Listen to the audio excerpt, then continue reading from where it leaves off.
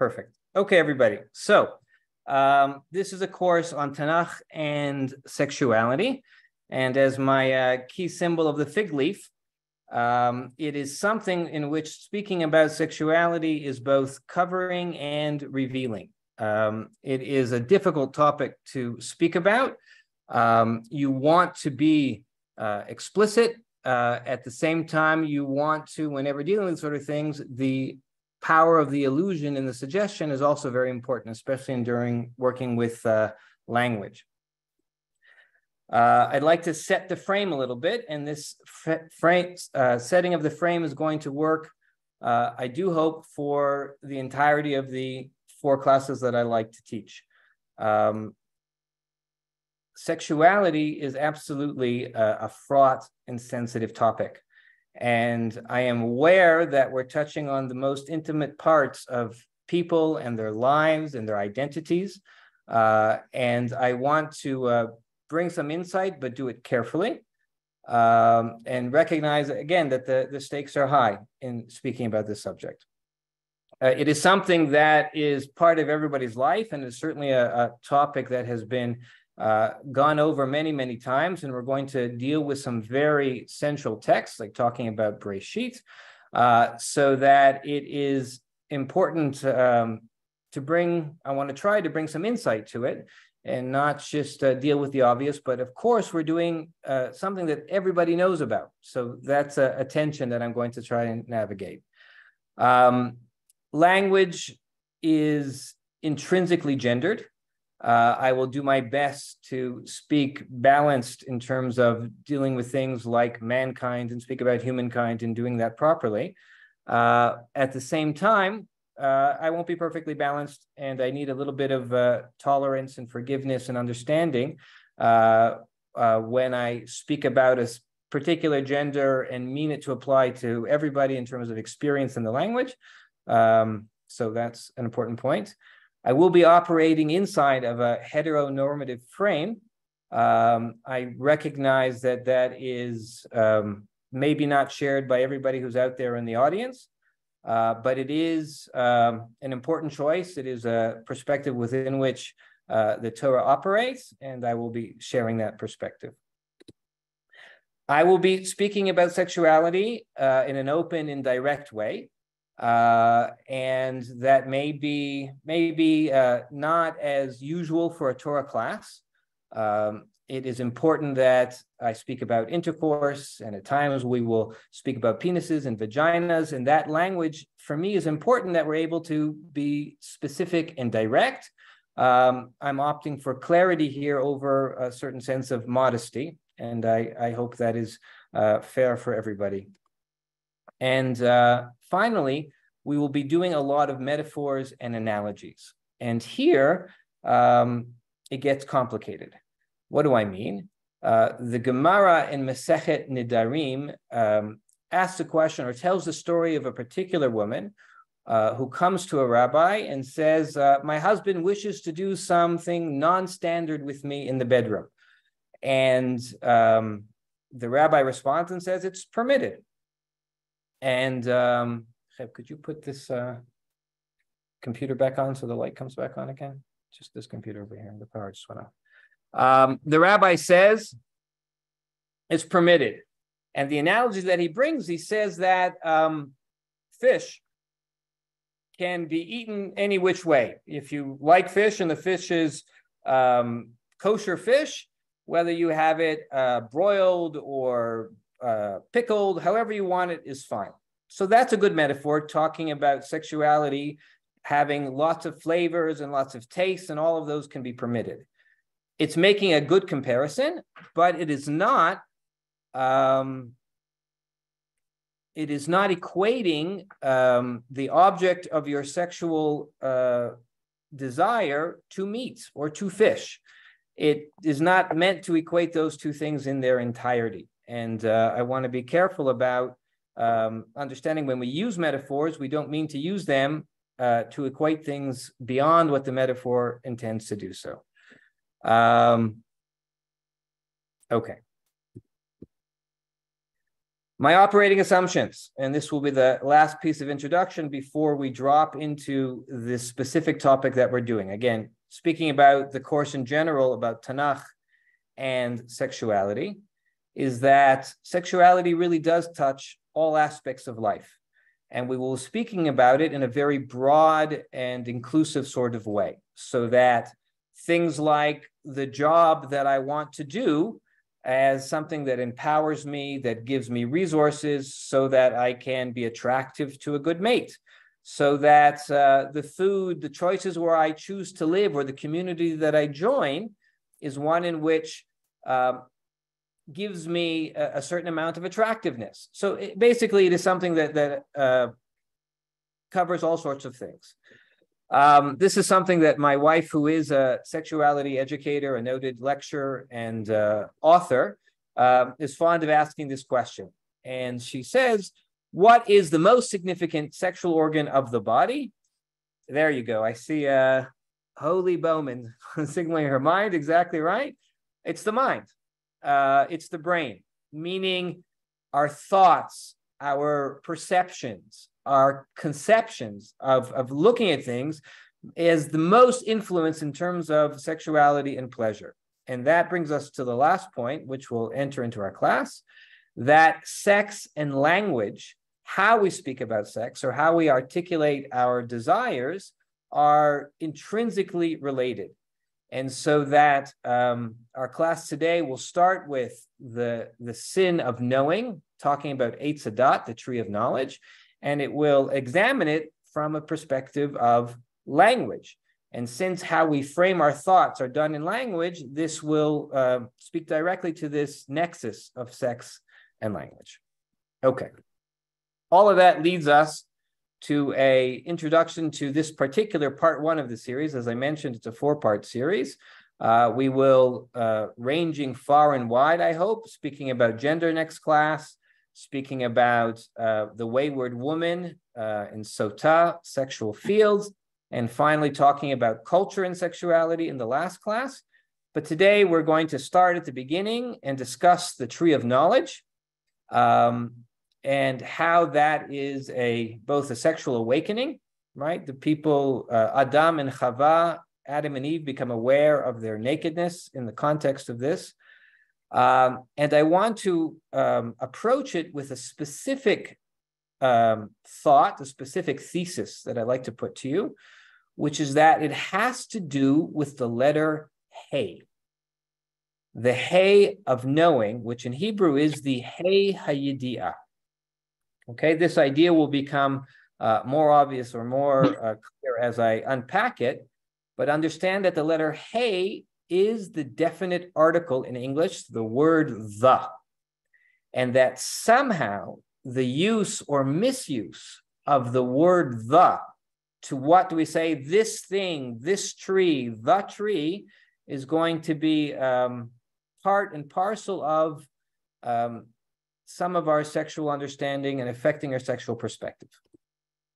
Okay, but we're going to begin with a thought experiment. What do I mean by a thought experiment? I wish when I taught this class live, I actually brought a bowl of fruit, but this time I can only offer you a virtual bowl of fruit. And I would like to begin by asking you, what do you want of the offers over there? It's important that you actually go ahead and, am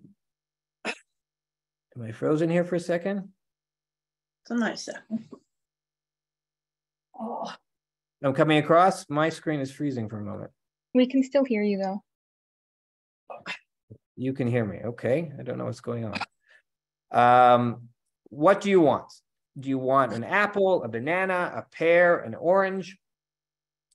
And as you think through this question, most people kind of look at each and mentally taste each one and make a choice about among those options what it is that you want. I want you back, Alan. That's what I want. I need to ask people to mute their mics if they will, please, out there in the audience. Okay. Let's just see if we can. Oh, no. Okay, I'm back. Good. And we're back. Yes, Rachel, we're back in videos? Good. Okay, good. And now the question is, I offer you a second choice. And I ask you here, among these apples, what do you want? And there's a choice of a delicious apple, Macintosh, a green, what do they call it? Oh, I forgot. Whatever. Green apples. Granny Smith. Thank you.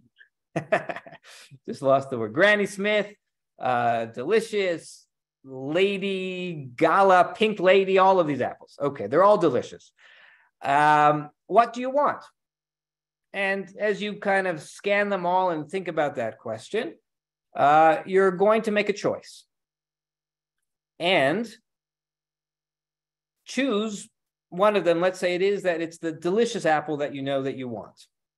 If I go back over here and I ask you, assuming for a moment that offered this choice, you picked the apple, did you know that you were choosing a delicious apple in doing that? Or you just said to yourself, you know what? I'd like an apple. Meaning a choice is about points of comparison. And that when I'm being offered a choice between apple, pear, banana, I choose the level of comparison. I want apple, I don't want pear. Over here, the point of comparison goes to a different level of resolution.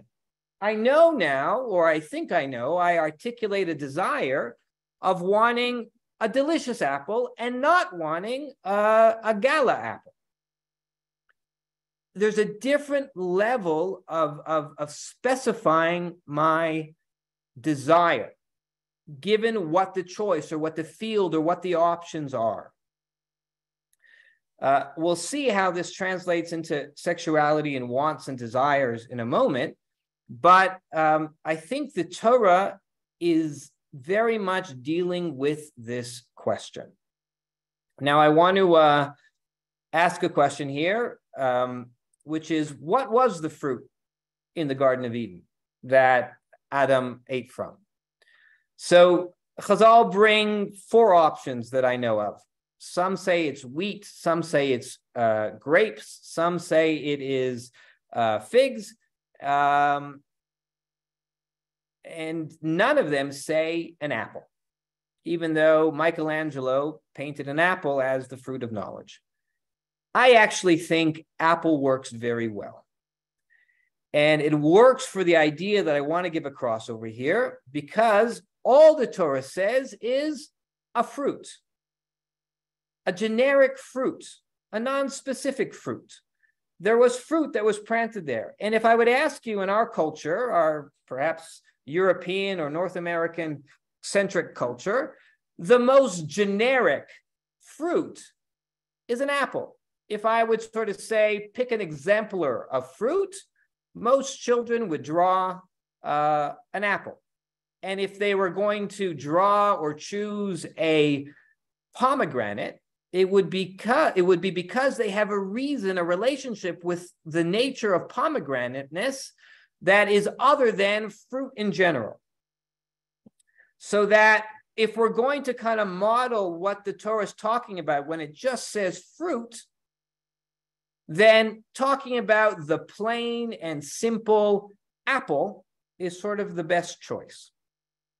And I hope this idea will become clear as we go along. Okay, the last bit of sort of introductory text that's going to lay things out here before we open up Breshit and read it carefully is this text over here. It's a comment that Rashi brings down. Excuse me, I skipped past it. This one, Rashi brings down. And it basically says that God created the world with two letters, the Yud and the Hey taken from God's name, and that the Yud and the Hey created two worlds exactly, and the Hey was for this world, the terrestrial world. Somehow the letter Hey is specific to world creating.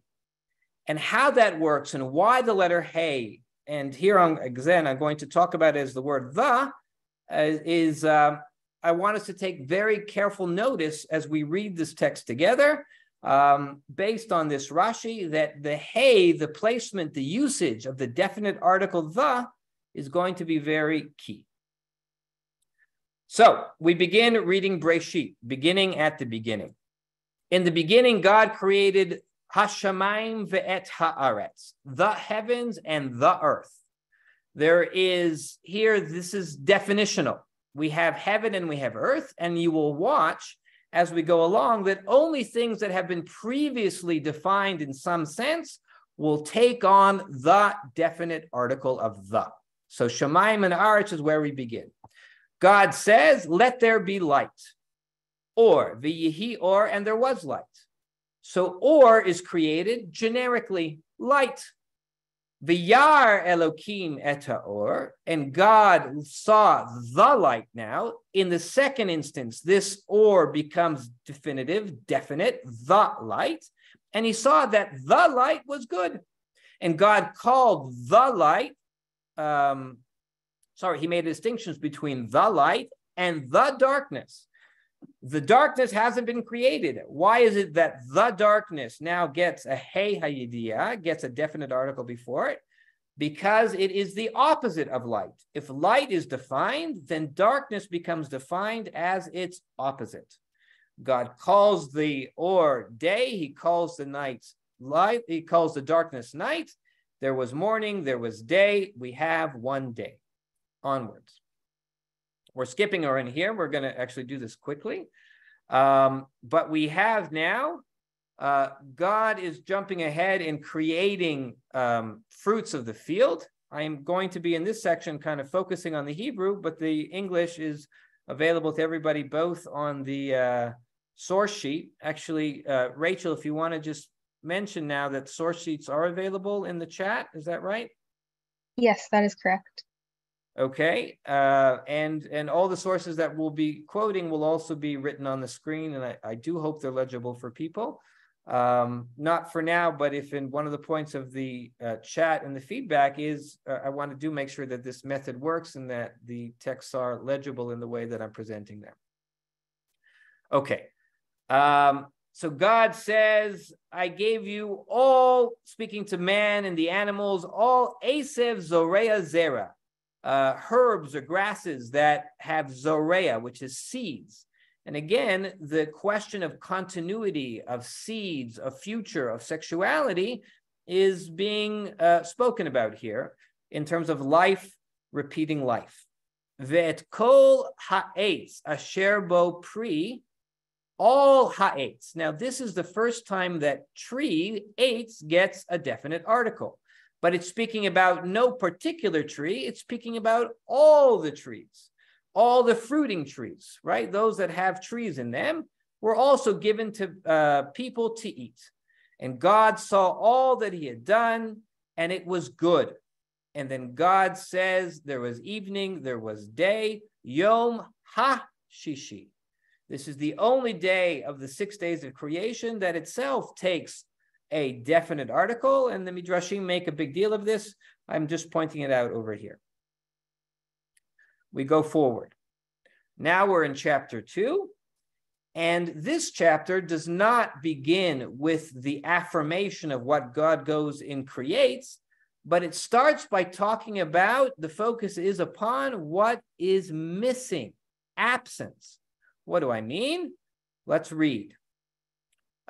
These are the generations of the heavens and the earth in their creation. That's the hay that makes the comment of God creates them with a hay, behi baram. Verse 5, V'kol siach hasadeh, all the plants or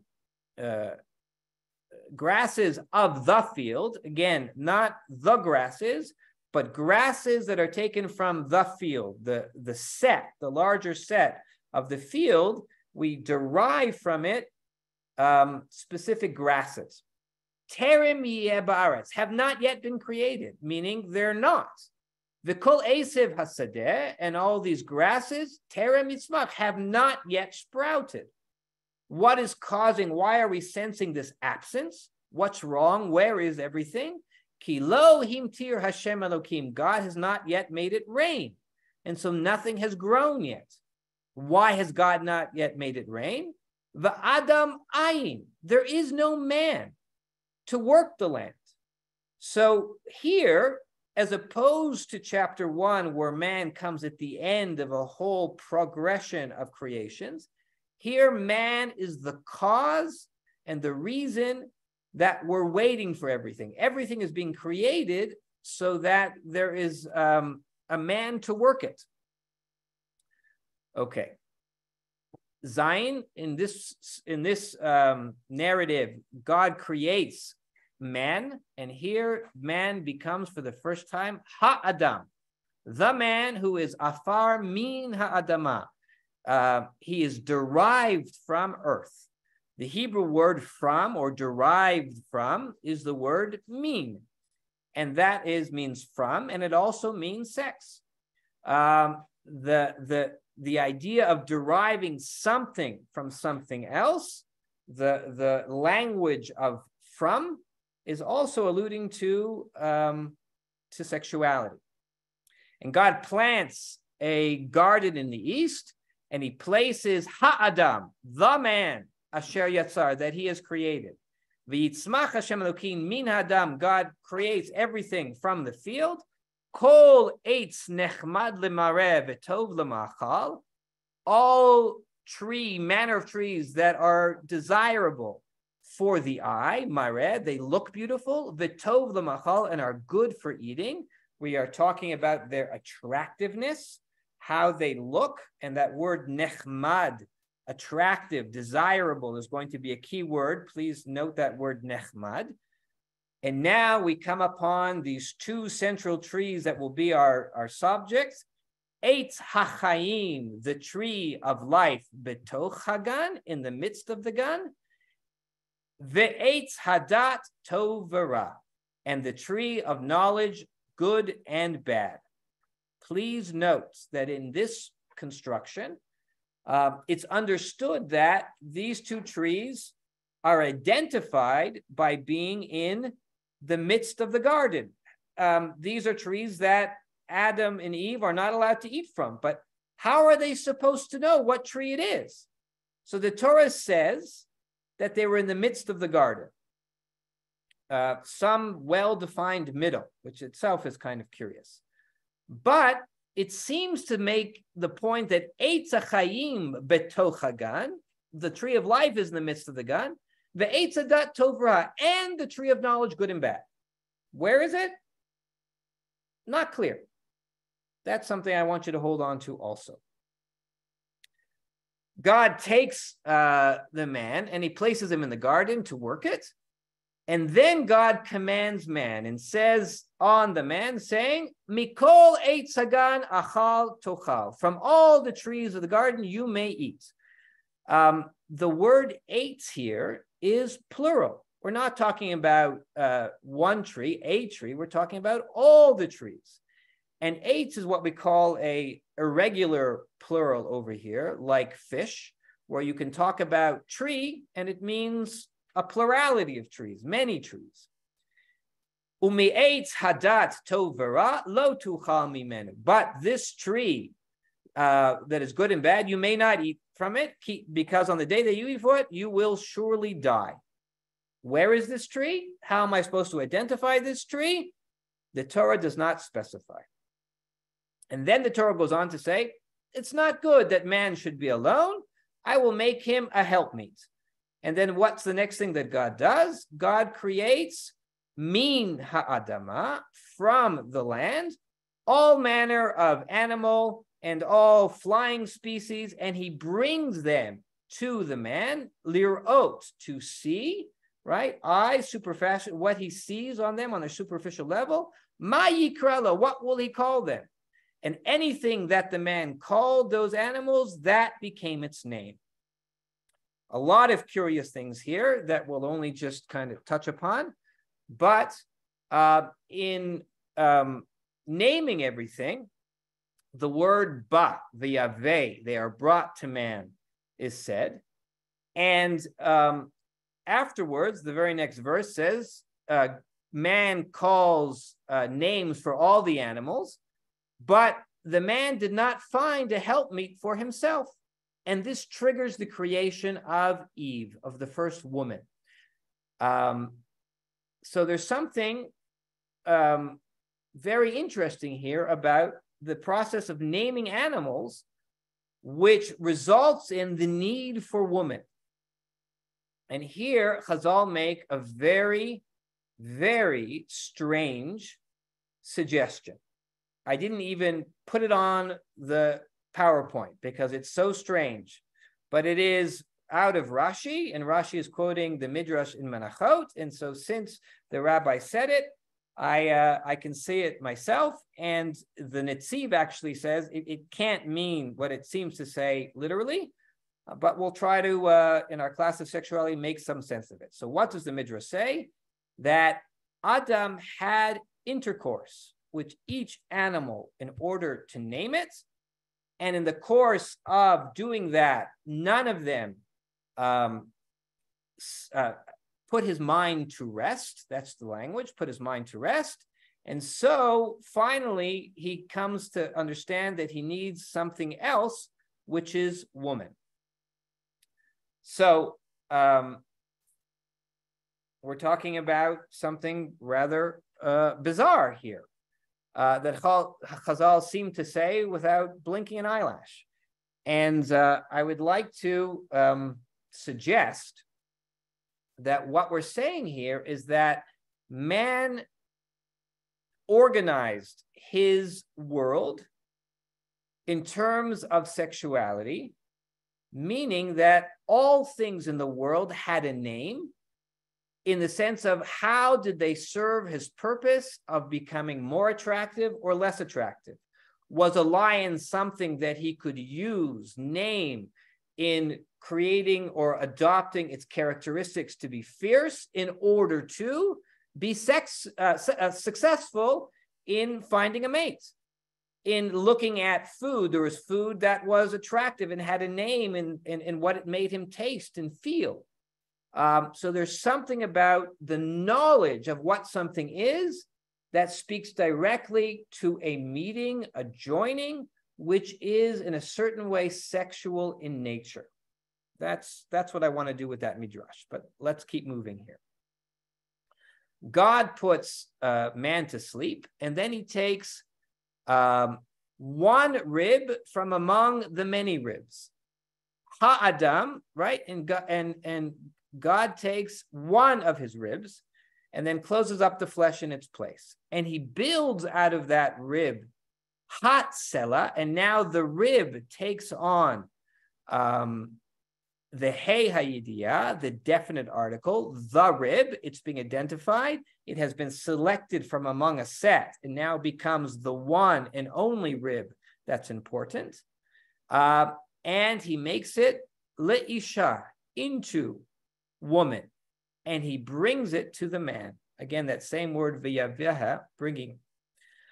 And Adam says, Zot hapam, this time. Hey hayidiyah again, the time. There is a moment here, an instance, an experience that he has, which is unique to this meeting, to this time, where he is able to declare, this is bone of my bone and flesh of my flesh. And therefore I will call this woman. Why? Because it has derived the mem mi'ish lukacha zot. It has been taken from my bone and my flesh. He recognizes its commonality, that this is piece of his, this is rediscovered and remembered member, right? Member being a part of the body. He's remembering, reconstructing something that he has lost and been without. And with this, man and woman, shnehem, become aware that they are naked. Ha'adam v'ishto, the man and his wife, they have now become a unit. And this unit can be named as the man and his wife. We read forward. Now comes the sin. And with all of that set up, I want to point out something that, to my mind, is very significant, and hope to convince you that it is as well. Chapter 3, we meet Ha-Nachash, the serpent. We have no idea where the serpent comes from. We have no idea what makes this serpent the one unique, only serpent, but it's something about the Nachash, the definitiveness of him, or it, or what it is, that makes him here in the garden. And the Nachash was Arum Mikol Chayot HaSadeh. This is a very significant play. Arum means both naked and cunning. So something about being naked is also about being intelligent and also somewhat manipulative. Of all the seats, again, the derivative of all the set of animals, he was known to be the most naked or the most cunning. And now he speaks to Ha-Isha. The woman here is named definitively, the woman, on her own, not joined to anything, but stands on her own as an individual, and she is the woman. And asks her a question: is it true that God said you're not allowed to eat from all the fruit of the garden? And sets her up with this suggestive question. And the woman answers to the woman, to the snake, Mi pri eitz hagan nochal. We can eat of generic fruit of the garden. However, Mi pri, and this is the big dramatic conclusion, Mi pri ha'etz asher betoch hagan amar Elokim lo tochlu mimenu velo tigu bo pen tumutun.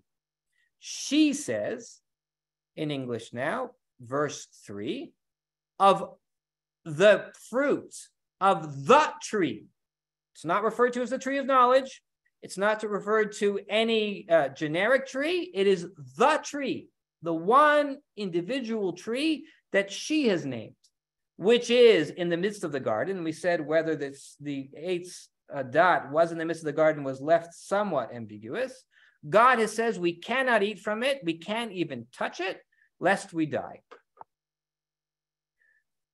So here is my thesis. My understanding is Eitz Hadat could have been any tree. There was no specific tree of knowledge that was ever identified. It was, the sin is in the act of identifying, selecting from all possible trees, a tree, and calling it, I know this tree. There is something about this specific tree which is special. And I'm going to unpack that. But it is in the naming, the usage of Hey Hayidiyah, the definite article, and attaching it to one specific tree, which is the sin. The identification, not the eating or the selecting.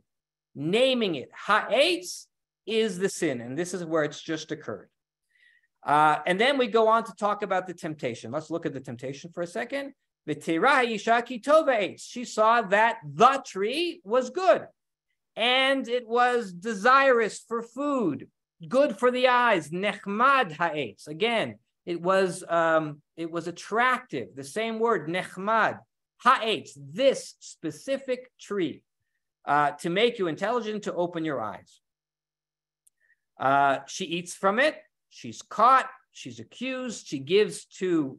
Read this pasuk with me now, because it's absolutely fascinating, and I'm just alluding to it, but this will become important next class.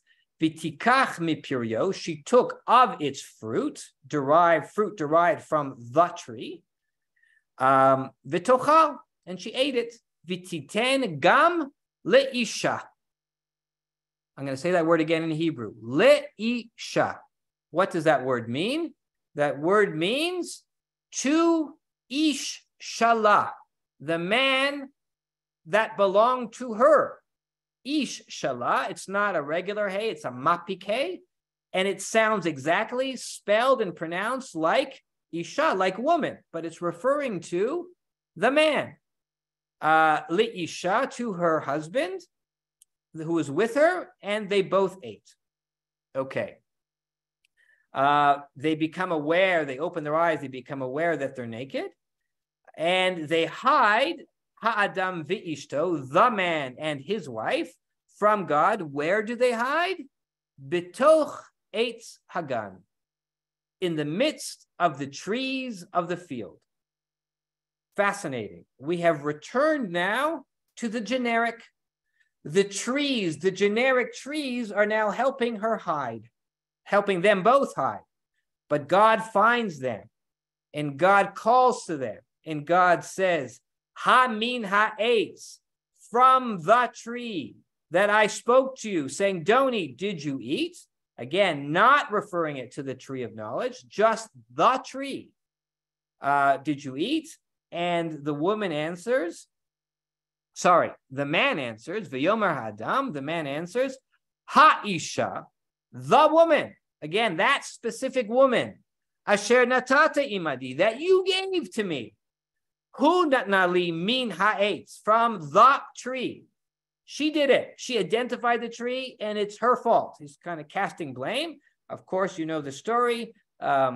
We turn to woman, and woman tries to pass the blame onto the snake, specifying the specific snake, and they are kicked out of Gan Eden.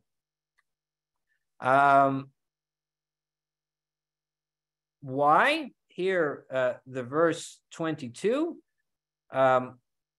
because we're afraid they'll also take from the tree of life, and then they're kicked out, and the way back to Gan Eden is being protected by cherubs and a swirling sword by it there. Ha-cherev ha-mitapechet, this swirling sword.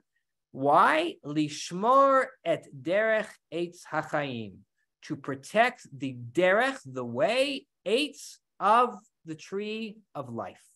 Derech eitz hachaim sounds an awful like derech eretz, which again is a way that Chazal speak about sexuality. The way of tree of life, the way of living, is an allusion to sexuality. So there is a lot that we've just touched upon. Let me see if I can summarize what we said so far. The problem, I believe, in this sin is articulating desire.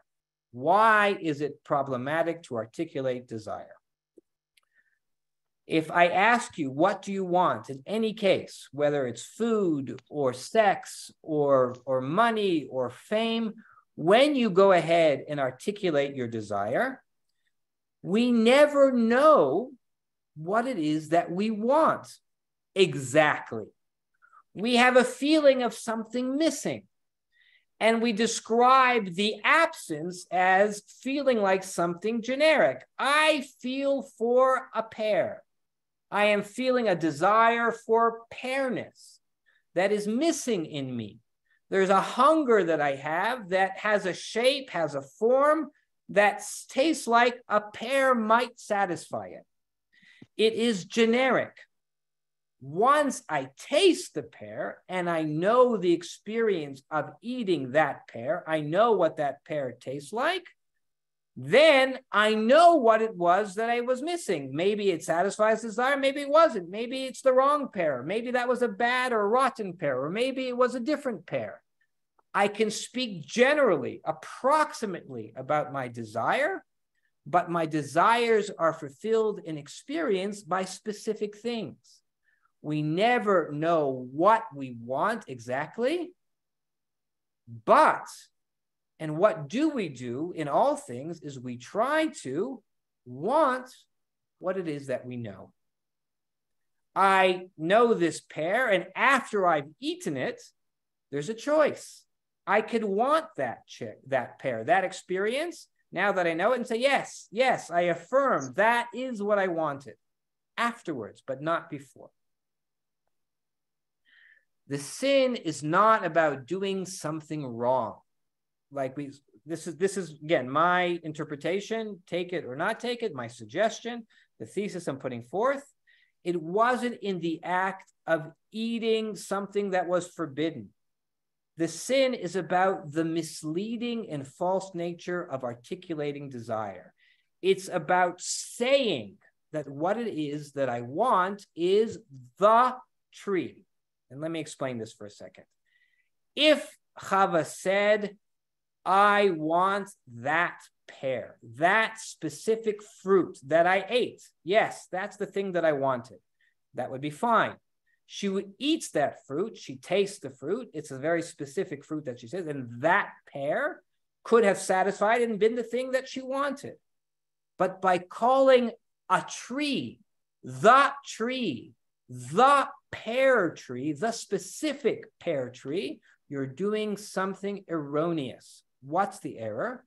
There is no pear tree, which is anything special than the next pear tree. Pear trees are generic. Every pear tree produces pears. If you have a relationship with one pear tree, the pear tree, it's only because something else you built a tree house in that pear tree. That pear tree is in your garden, but it's not the pearness that you know. The pearness is found in any number of trees. So that identifying a pear tree and calling it not a pear tree, a generic pear tree, but the pear tree, the one and only apple tree or pear tree, is a mistake. It's misleading. By attaching desire to something overly specific is saying something about something that is too specific when it really has to reside in the general. I love pears, and many pears could fill that desire. I like pears, or I feel for a pear. There is nothing about this pear tree that makes it different than the next pear tree. A person could say the pear orchards, and that would be fine. I want to eat from pear trees generally, no problem. But that I want and desire the tree, this specific tree, is to make an error. If your desire is in a specific piece of fruit, fine. If your desire is in a collection of trees, fine. But to identify a tree, which is generic, and make it specific is misleading, and that is a sin. Wants are general. They can't apply to real things. I like pearness. I like Israel. I like Italian food. When I eat a specific plate of spaghetti, I have knowledge of that spaghetti that I've experienced. I can only gain knowledge from what spaghetti tastes like from eating a specific real exemplar of spaghetti. And then I could draw conclusions, which are always approximate. I like this bowl of spaghetti, and which might lead me to conclude I like Italian food generally. That may be true, it may not be true. But I will not know about the next plate of spaghetti only so far as it is an example of Italian food generally. Okay. How does this help us? How does this help us talk about sexuality? I'm just watching the time here. We need to move pretty quickly. Thou shalt not covet. The Torah says, lo techmod, the same word that was used to describe the tree of knowledge. How? This is a problem, right? This thing with the Chazal talk about it. How can you legislate desire? How can you tell people not to want something? And the answer is, it's not in the desire that is the problem. What does the Torah say? Do not covet, not things generally, but the wife of your fellow, the slave of your fellow, the ox or the donkey of your fellow, and anything that belongs to your fellow. What does this mean?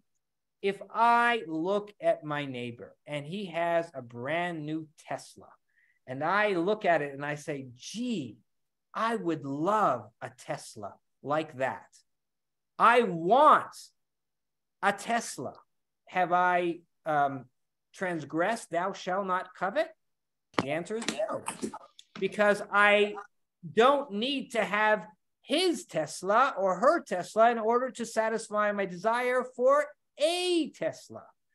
But if I say that Tesla, the one that belongs to my neighbor, is the only one which will satisfy my desire, and I won't be happy without it, then I am coveting.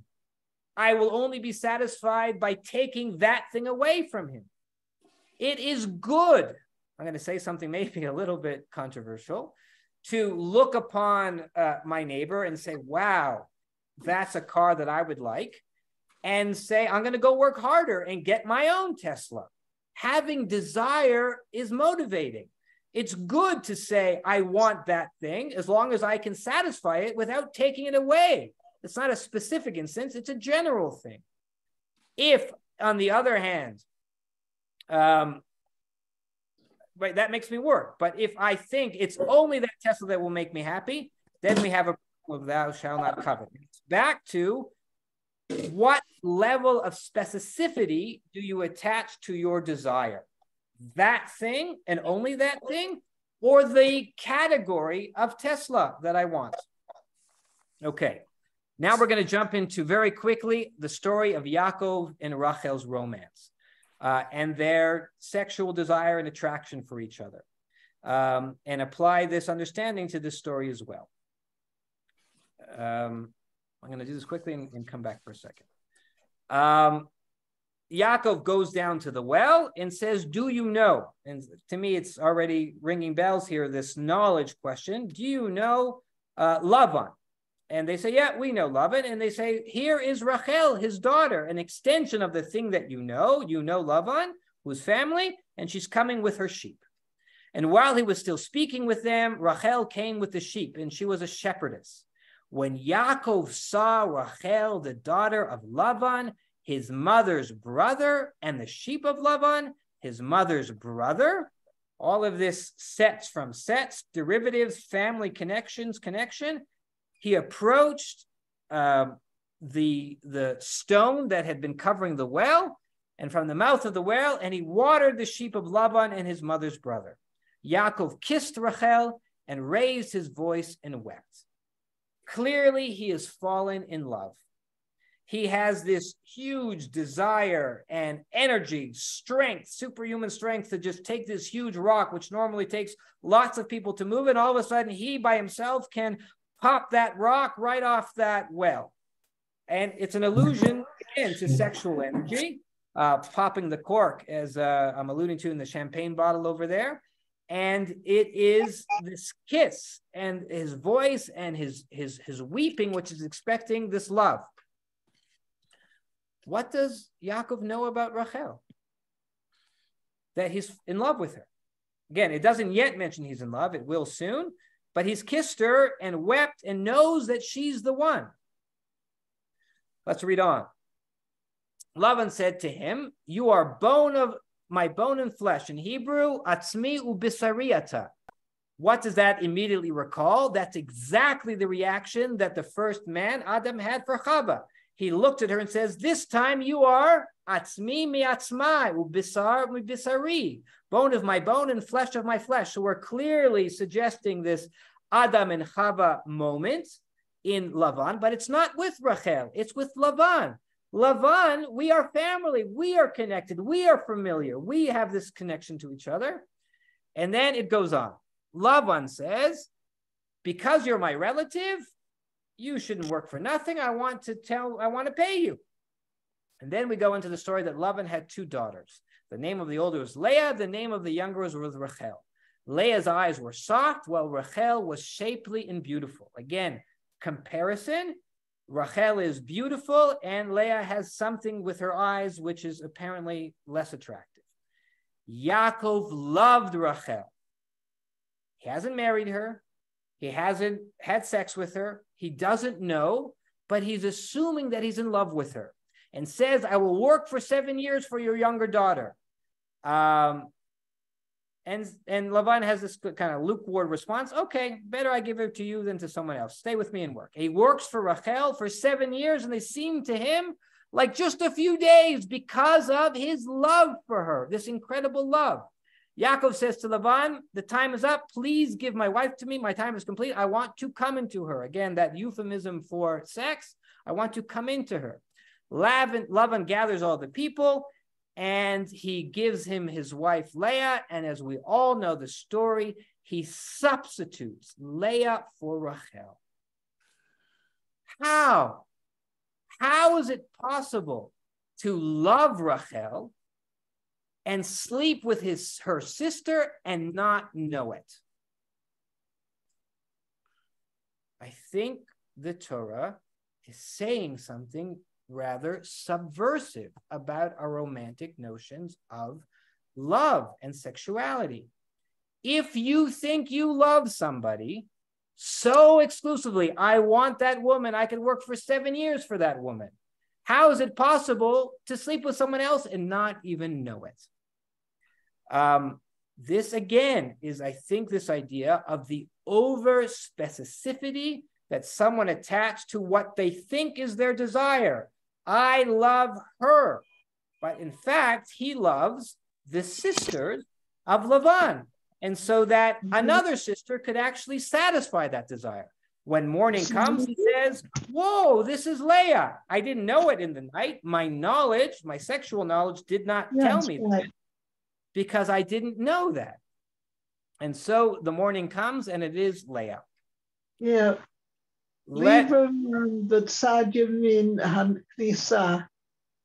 I need you to mute your microphone.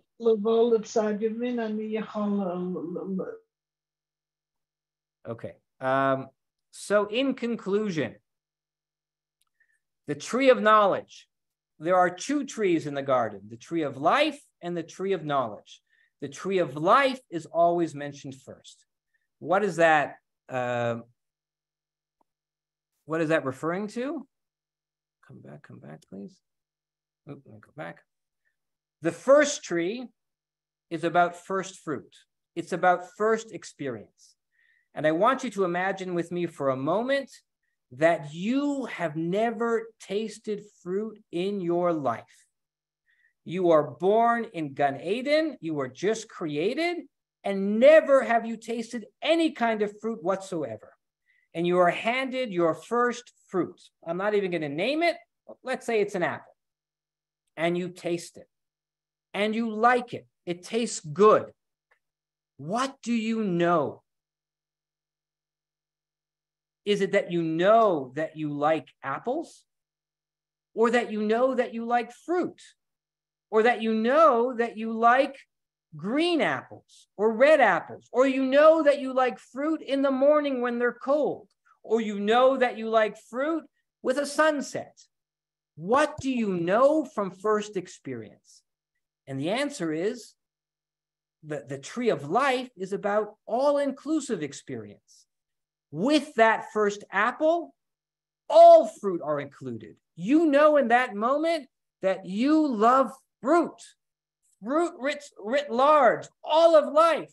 You love sweetness. You love food in general, because that first experience does not have any limits to it. And this is the goal of a Jewish sexuality, of a healthy sexuality, that we are meant to be exclusive with our desires. The goal is, of course, to experience sexuality once and first with the person who will be your partner.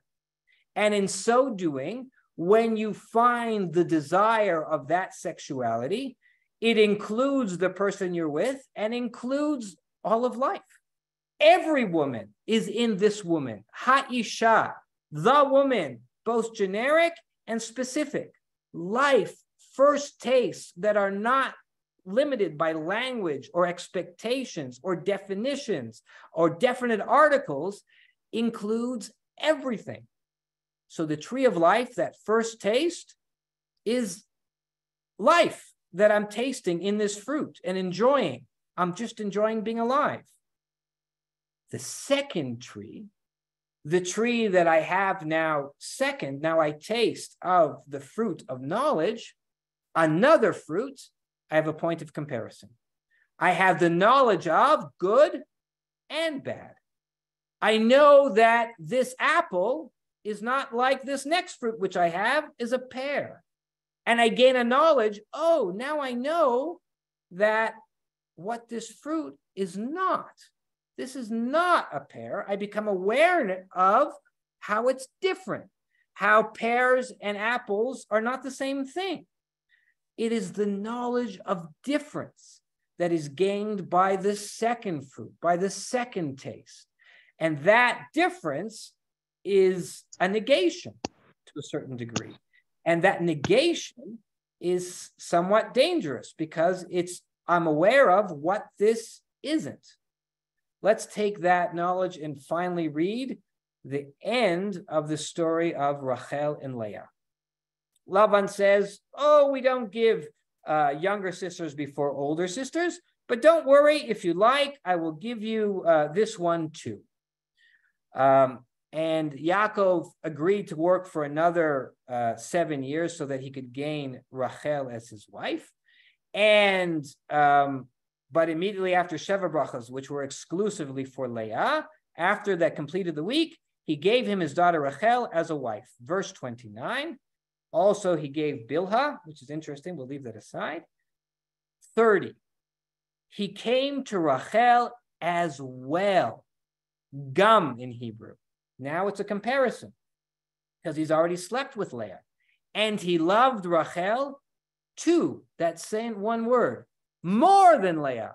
Again, a point of comparison. He worked another 7 years and Hashem saw that Leah was hated. Not hated, but not loved as much, which translates into not being the loved wife. And he opened her womb, but Rachel was barren. Again, point of comparison.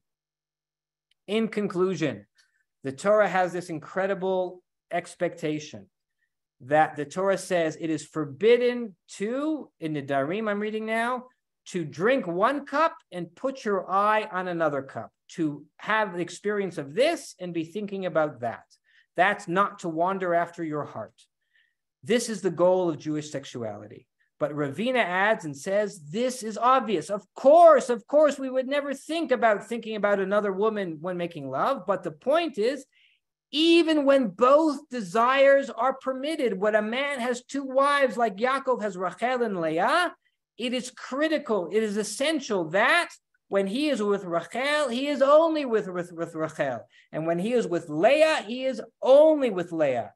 He knows Leah then, and there's no point of comparison. There's no broader knowledge. His knowledge is limited to just who he's with.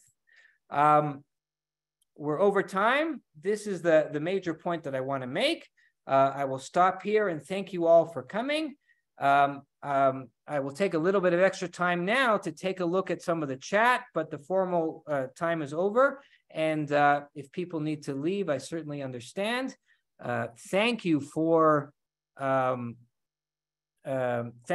this opportunity together. And now let me turn to some of the questions. Some of these comments. I don't think I can do all of them, but we'll see. Cute question about the peach. Let's see what else we have here. Yes, etrog was the fourth one. That's correct.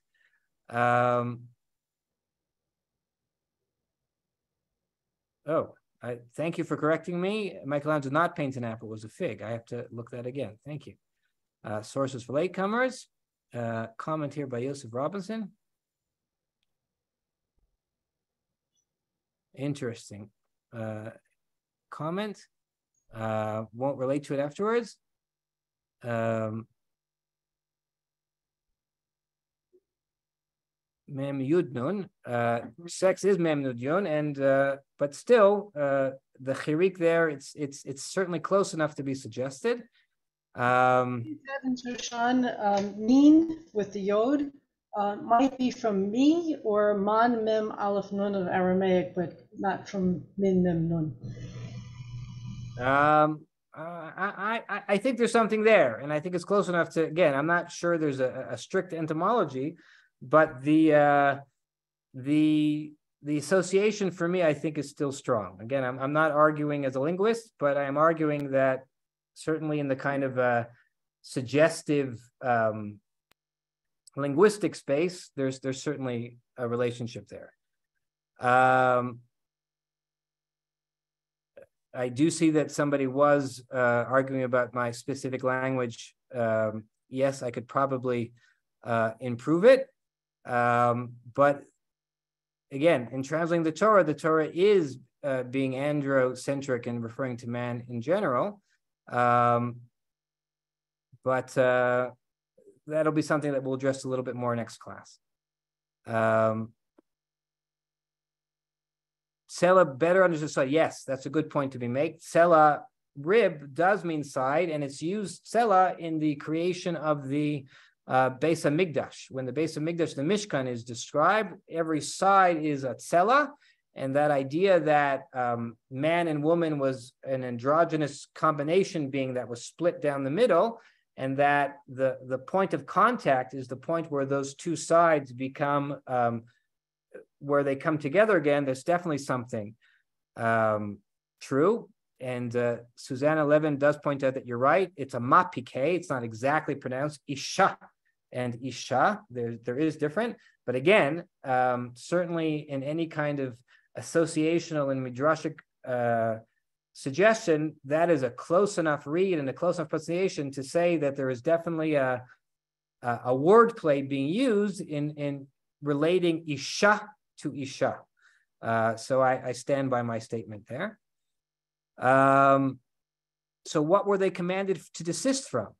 My argument, they're commanded from calling any tree the tree, to the point that I think about this specific thing more specifically than it deserves.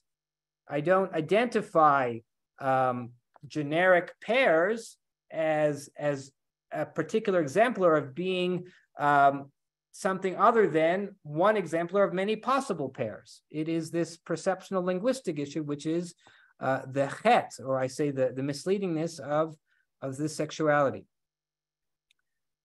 And you like these. I want that tree's pairs. Yes, you could say I want that tree's pairs, but assuming that tree's pair, especially assuming that the pair that you will pick from that tree will be in some way superior to a pair that you pick from another tree, is mistaken.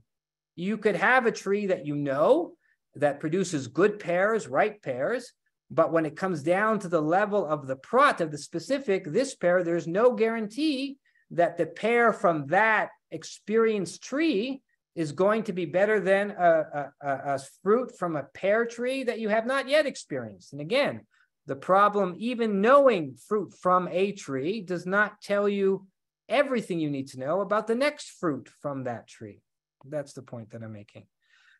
His Tesla, zero-sum gum, exactly right. The point of talking about his Tesla and making it zero-sum is I'm only satisfied by taking it away from somebody else. Rachel Miller, as a linguistic major, what, similar to process language acquisition. Rachel, if you're there, do you want to talk about that? Yeah. What you were saying about the first time you ever have a fruit and you're deciding, do I like fruit or do I like an apple? And you're making these distinctions as you discover more things. That can be very easily generalized to how a child acquires vocabulary.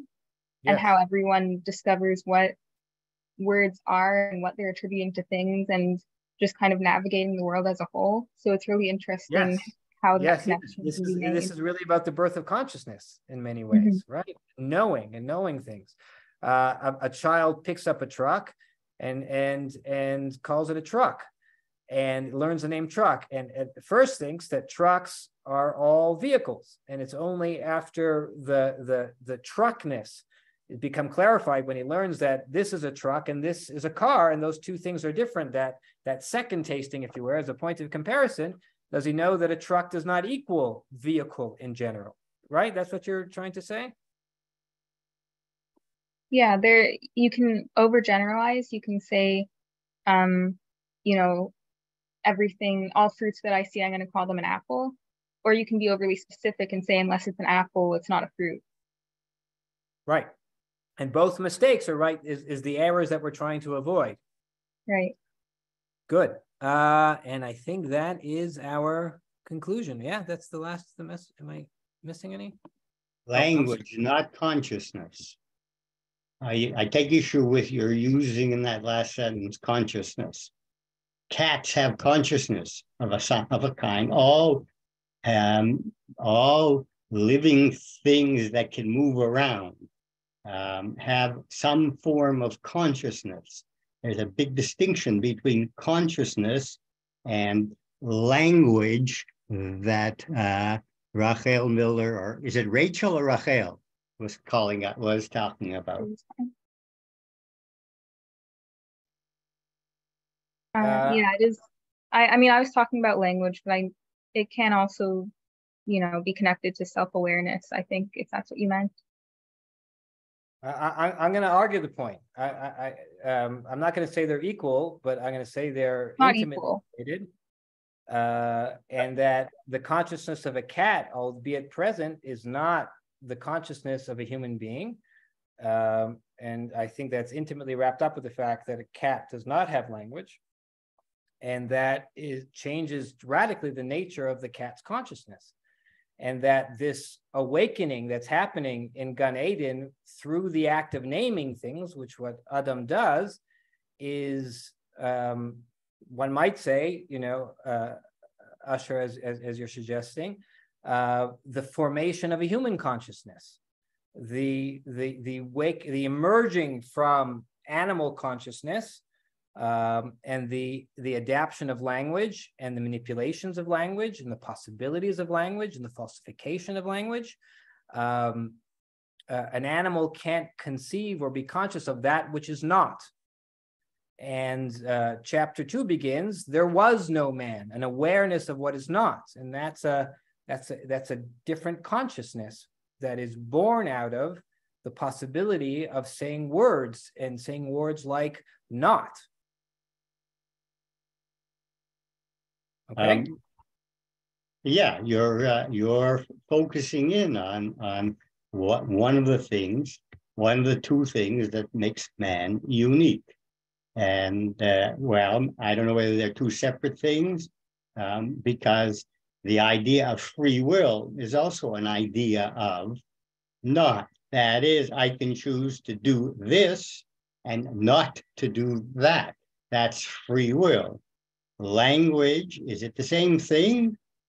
Choosing yes, no, or is there a subtler difference between language and free will on the one hand?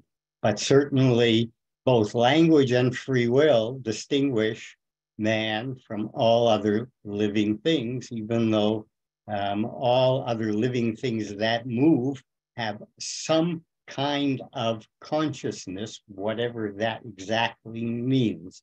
But Okay. that consciousness is an ability to move, that is, to direct its feet or appendages or tail or whatever it is that moves it in a direction. Movement is a kind of consciousness. Choice between yes and no is a higher level, is a different level, and that's the distinction. One of the distinction between man and all other living creatures that move. Fair point. Okay, we've come to the end of our chat and come to the end of our time together. I want to thank you very, very much for joining, and I hope to see you all next week as we move forward in this discussion about Tanakh and sexuality. Goodbye, everybody.